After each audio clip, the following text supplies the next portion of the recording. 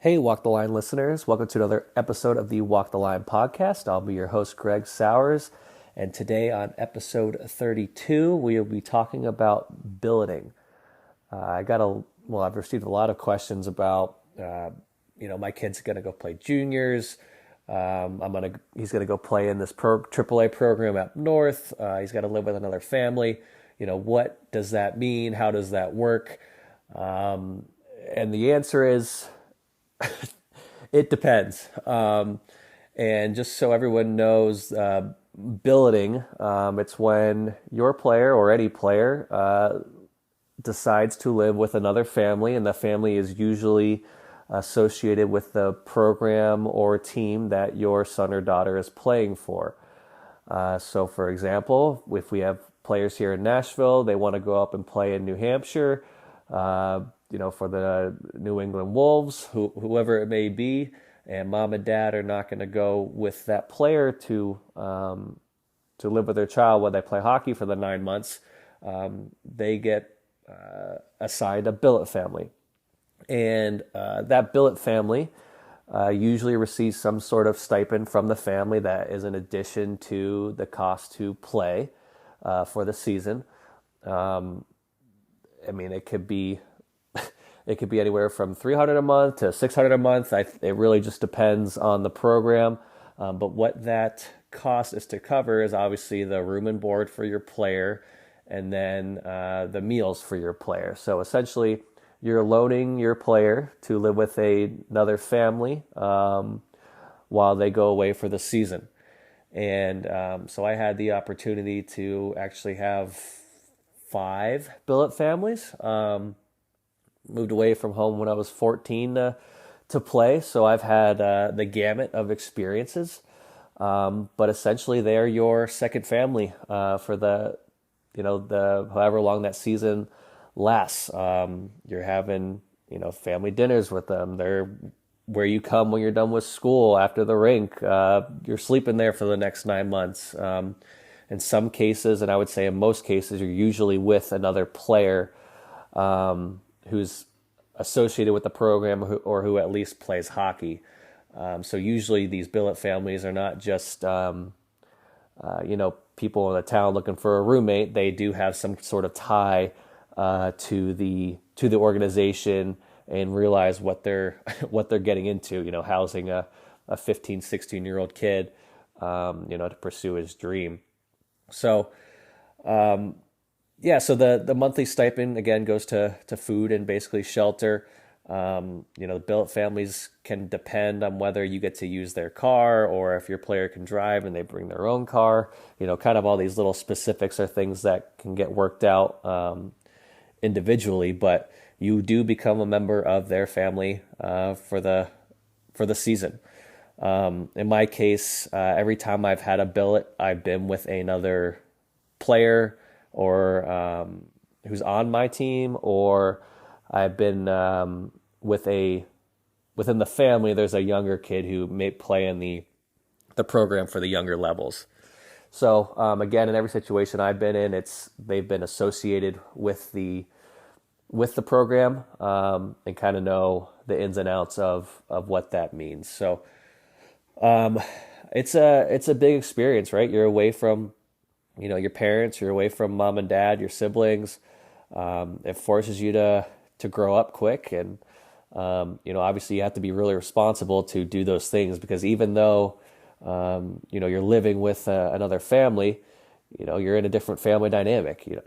If you're used to going to school and your room's a mess and your bed's unmade, and you come home from school and your bed's magically made and, there's food on the table and your room's made up, well, maybe that's not the expectation that your billet family is going to fulfill, right? So you're living on your own. You're going to have to take, most likely more responsibility.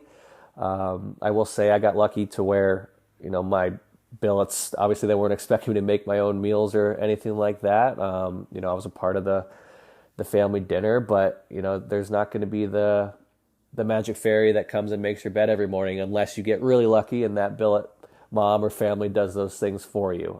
But it's important to understand that they do not need to do that. They are not your actual mom and dad, and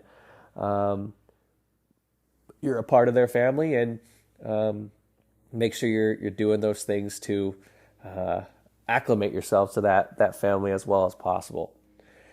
And again, it's a big change, and I think there's a lot of benefits from it. I got to see, one, how my family operates and does things on a daily basis, but you also become part of another family for 9 months, and seeing how they interact and seeing when they eat dinner and how groceries work, how, what does their son or daughter do, as far as chores go. And you get to see a lot of different viewpoints, from a financial standpoint, or from a, honestly, a household standpoint, and the way the family interacts with one another. So it was just, in my experience, I kind of take something from all of those families that I've lived with, and obviously my own, and I can see for myself what works, what didn't work, and things like that. Again, obviously, it's a big adjustment. A couple of the players I in Nashville that I've known that have left and done the billet thing, some get homesick. It's you're away, and those things. It's an emotional toll and a physical toll, and now you're going to a new high school. You might be doing online courses. You got to stay, on top of those and be responsible for your own work.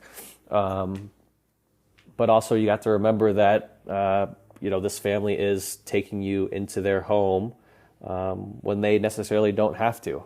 So you got to respect them, and make sure you're doing the things that they ask you to do. I have had 4 really, really good build experiences, and I had one that was not so good, and that's not to deter anybody from billeting, but they're, sometimes it's just not a good fit. Just like you may not be a good fit for a certain team or a certain program, or maybe you have a disagreement with a coach. It's the same kind of thing. But if that situation does arise, you should feel comfortable to go to your coach or manager of the program you're playing for, and basically say, hey, this isn't working. Can I find another billet home? And they should be more than willing to work with you, not necessarily guaranteeing that you're going to get a new spot, but hearing you out and seeing what can be done to resolve any sort of situation like that. In my case, where it didn't go too well, I was billeting with another player on the team, and we were kind of told how this is how it's going to be, and ultimately it wasn't how it was done from the family perspective. So we ended up going to our coach and manager, kind of saying what was going on, and without getting into too many details, we ended up switching billet families. But just sharing that story because there's obviously a risk associated with anything like this. It's a life-changing moment to live with another family, and you should feel comfortable enough if you're going to be somewhere for 9 months to say something's not working, or you don't feel comfortable, or whatever it may be. So again, because we play hockey in the South, and I assume a lot of the players listening to this podcast and families are from the South, there's this urge to want to go play up north or do something like that. And, we even have the National Predator, Junior Predators down here, and, there's players billeting here in Nashville to do the same thing that people are leaving Nashville for. So, and that goes for the Spartans as well, the junior hockey team here. So it may be something that comes up. It may not be.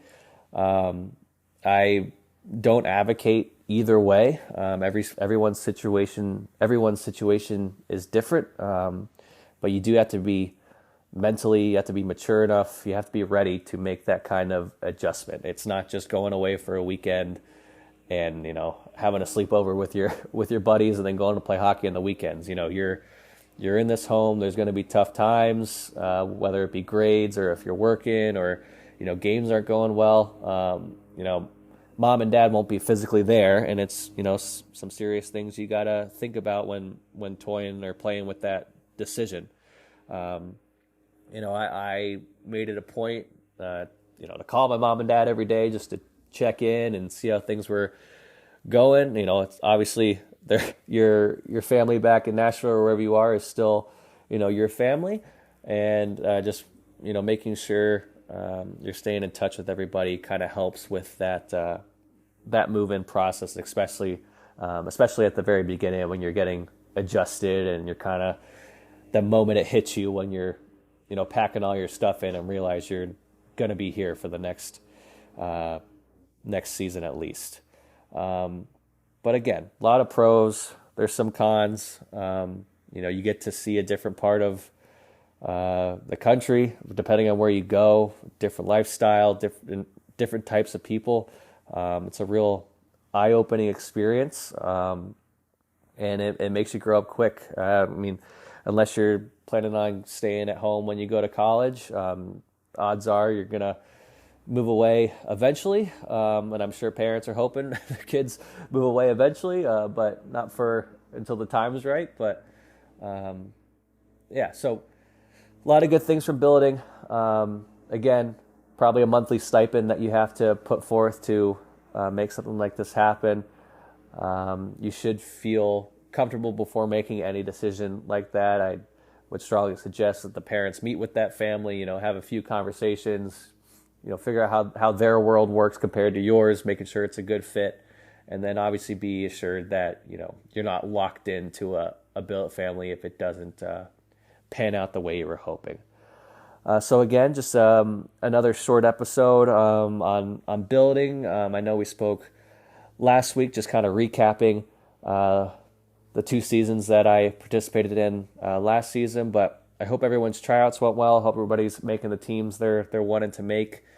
And again, we just have some 3-on-3 tournaments at the lab if anybody's interested. And if you are interested, you could obviously shoot me an email or on coach_Greg_Sowers on Instagram. But looking for more episode topics if anybody has anything they want to hear about. But I look forward to seeing everybody at the rink, and I hope you guys have a great rest of your week. Bye.